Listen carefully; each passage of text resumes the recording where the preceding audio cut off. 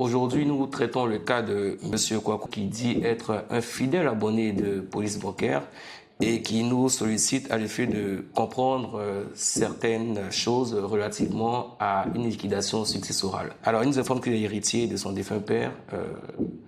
Sincères condoléances. Et donc, le compte est logé au niveau de la FIDRA. Et il se trouve qu'aujourd'hui, vous avez appris que le compte a été approvisionné par la Direction générale de la douane.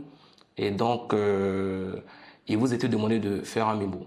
Donc, vous souhaitez savoir ce que c'est qu'un mémo, un mémo qui doit être légalisé, étant donné qu'il y a certains ayants droit qui ne sont pas joignables à ce jour. Et donc, vous vous interrogez sur la question ou la requête formulée par l'institution financière, à savoir produire un mémo qui doit être légalisé. Et vous demandez si cela doit être, qu'est-ce que c'est qu'un mémo, si cela doit être fait devant la mairie ou si cela doit être fait devant un notaire. On vous demande un mémo. Le mémo, c'est en réalité un procès verbal, voilà, de famille qui indiquerait l'ensemble des ayants droit.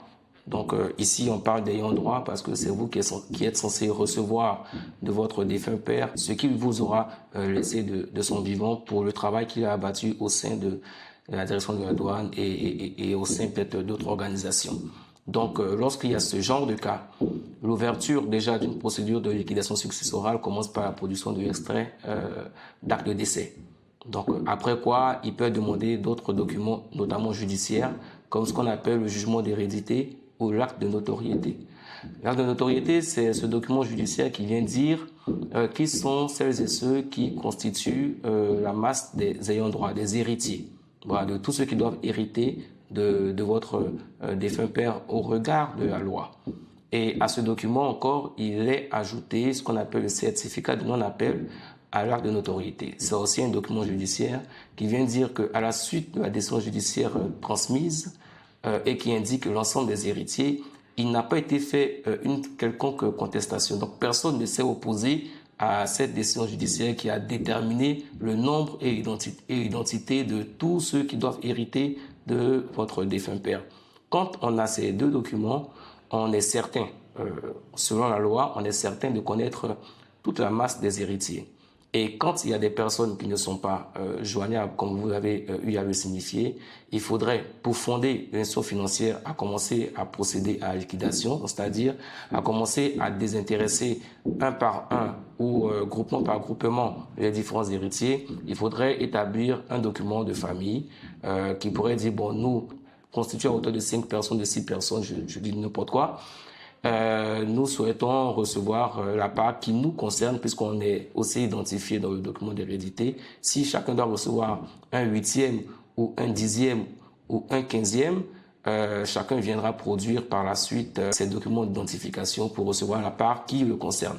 Quitte après à ceux qui ne sont pas encore joignables, quand ils seront joignables, quand ils auront l'information, ils pourront eux aussi venir auprès de l'institution FIDRA pour recevoir leur part d'héritage. Donc ce mémo, c'est en réalité un document écrit. Vous pouvez recourir soit à vous-même s'il y a des personnes au sein de votre famille, un chef de famille qui pourrait écrire ce document-là, ou faire recourir à un huissier, ça engagera certainement quelques frais, ou recourir à un notaire, ça engagera aussi certainement quelques frais. Donc lorsque si vous faites ce document en famille, pour dire en présence de X, Y, Z, donc vous tous qui allez prendre part à cette réunion, voici les personnes qui sont aujourd'hui trouvées, qui sont prêtes à recevoir la part qui leur revient au titre de la succession.